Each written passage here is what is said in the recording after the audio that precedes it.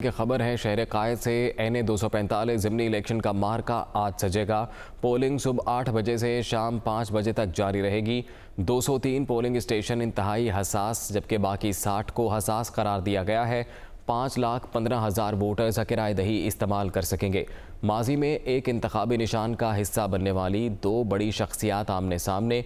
फारूक सत्तार और MQM पाकिस्तान के उम्मीदवार मोईद अनवर मैदान में हैं। महमूद मौलवी पाकिस्तान तहरीक इंसाफ की जानिब से उम्मीदवार हैं। PSP ने टिकट तहरीक इंसाफ से आए हुए हफीजुद्दीन को दिया है। तो NA 245 ज़िमनी इलेक्शन का मार्का आज सजेगा। पोलिंग सुबह 8 बजे से शाम 5 बजे तक जारी रहेगी।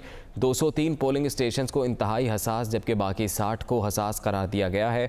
माजी में एक इंतखाबी निशान का हिस्सा बनने वाली दो बड़ी शख्सियात आमने सामने हैं। फारूक सत्तार और MQM पाकिस्तान के उम्मीदवार मोईद अनवर मैदान में हैं।